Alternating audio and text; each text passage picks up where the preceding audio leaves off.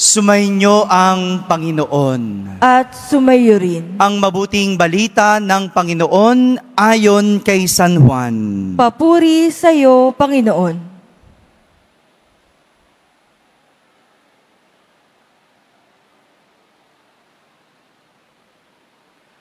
Noong panahong iyon, sinabi ni Jesus kay Nicodemo, "Walang umakyat sa langit, kundi ang bumaba mula sa langit, ang anak ng tao. At kung paanong itinaas ni Moises ang ahas doon sa ilang, gayon din naman kailangang itaas ang anak ng tao, upang ang sinumang sumasampalataya sa Kanya ay magkaroon ng buhay na walang hanggan. Gayon na lamang ang pag-ibig ng Diyos sa sanlibutan. Kaya ibinigay niya ang kanyang bugtong na anak upang ang sumampalataya sa Kanya ay hindi mapahamak, kundi magkaroon ng buhay na walang hanggan.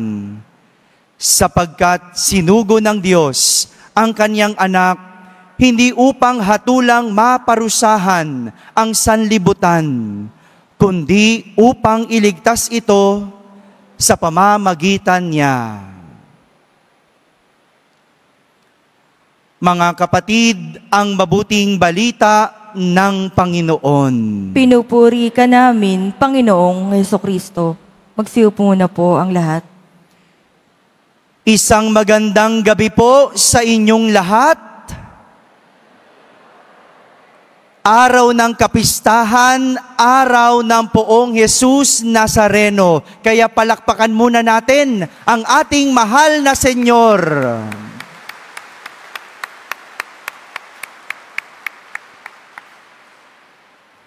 Taon-taon, ipinagdiriwang natin ang kapistahan ng Poong Jesus Nazareno. Taon-taon, tayo ay nagtatraslasyon o nagpuprosesyon. Taon-taon, inihahatid natin ang Nazareno pabalik sa kanyang dambana dito sa Quiapo. Taon-taon, sumasalya at ang lubid ay hinihila.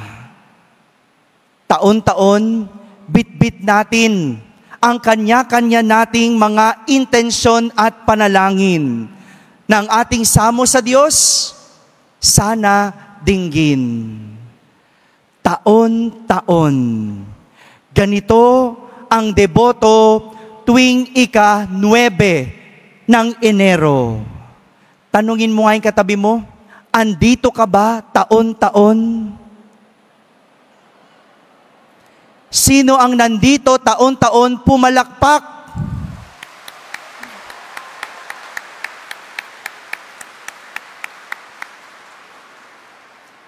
Kung wala ka dito taon-taon at nandito ka ngayon, simula na ito ng iyong taon-taon. Sapagkat ang paalala ng Salmo Responsorio, hindi malilimot ang dakilang gawa ng Diyos. Kung bakit ka nandito, gawa ng Diyos. Hindi mo gawa. Dahil kung gawa mo lang, wala ka dito. Bakit ka makikipagsiksikan? Bakit ka pipila ng mahaba? Kung bakit ka nandito, ay dahil gawa ng Diyos. Kaya hindi mo yan kailanman malilimot. Sabi mo sa katabi mo, sa isang taon, andito ka pa din.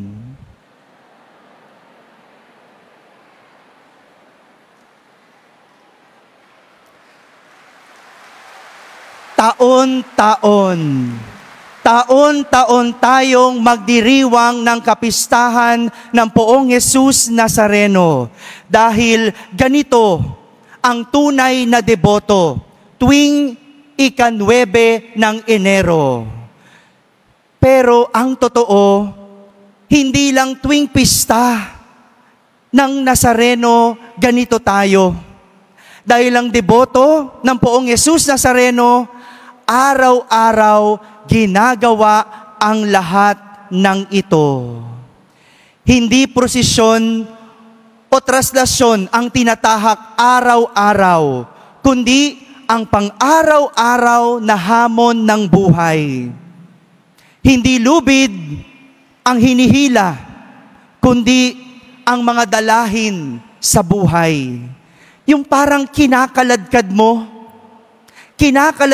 ang sarili mo araw-araw.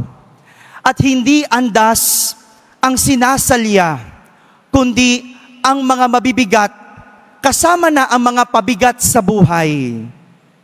At hindi lang ating unang pagbasa, lahat ng mga Israelita na inip sa pasikot-sikot na paglalakbay sa disyerto. At sila'y nagreklamo. Ang kanilang reklamo, hirap na kami. Pagod na kami. Para kaming pinapatay. At ang kanilang reklamo, nagugutom kami. Nagugutom kami at walang makain. Alam nyo, sa totoo lang, hindi totoong walang makain ang mga Israelita. Meron. Binibigyan sila ni Moises ng mana araw-araw. Yun lang, nagsasawa na sila. Hindi ba? Kung araw-araw kumakain ka ng tinapay, hindi ka ba magrereklamo? Kung araw-araw ikaw ay nahihirapan, hindi ka ba dadaing? Kung araw-araw ikaw ay parang pinapatay, hindi ka ba magagalit?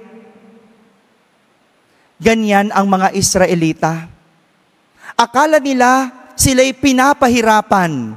Pakiramdam nila sila'y pinapatay dahil pasikot-sikot ang kanilang ginagawa sa disyerto.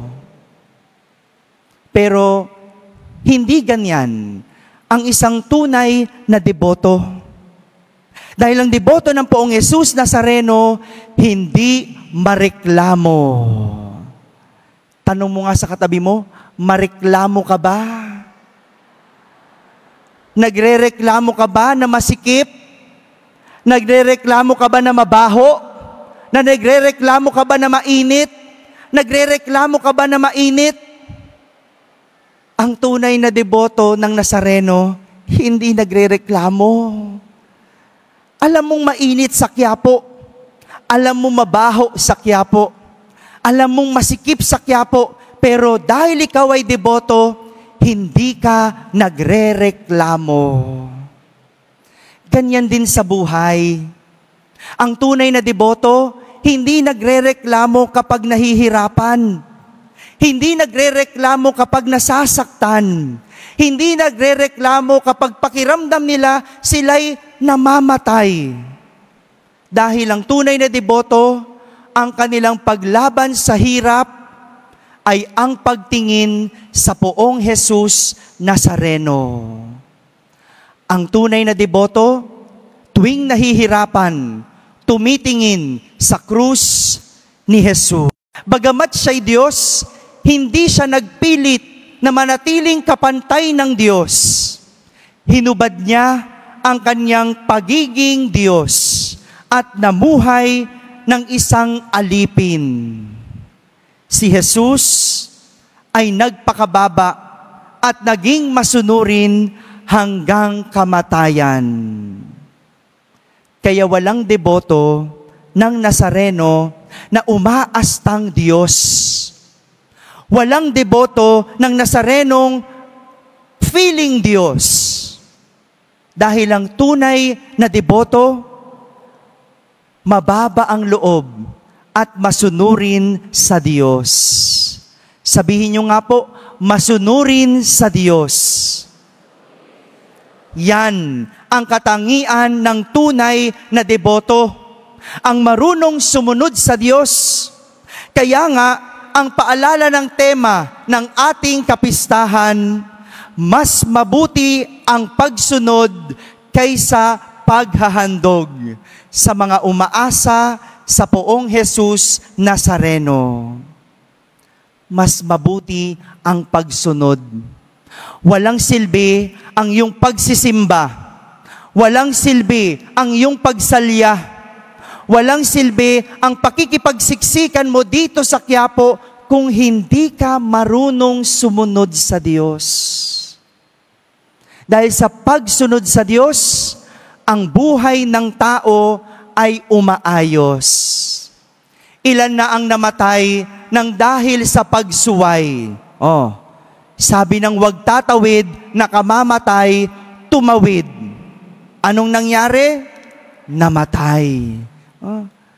Ilan na ang hindi sumunod sa magulang na napariwara ang buhay. Sabi ng nanay mo, mag-aral anak. O ngayon, hindi ka nakatapos. Sinong walang trabaho? Sabi ng teacher mo, makinig sa aralin. Dahil puro ka pagsuway. Kaya hindi nababago ang iyong buhay kasi isa kang pasaway. Baguhin mo. Sabihin mo, susunod ako ngayong taon sa Nazareno. Balikan mo ko sa isang taon. Sigurado, bago na ang iyong buhay. Mga kapatid, tanging ang tunay na deboto ng Poong Jesus Nazareno ang makapagdiriwang ng kapistahan. Dahil kahit kailan, hindi makapagdidiwang ang taong pasaway at ang taong hindi marunong sumunod sa Diyos. Enero 9, araw ng Poong Jesus Nazareno. Kapistahan mo to dahil ikaw ay tunay na deboto. At ang tunay na deboto, marunong sumunod sa Diyos. Kaya sa lahat ng totoong deboto, isigaw mo, Viva Poong Jesus Nazareno! Viva Poong Jesus Nazareno!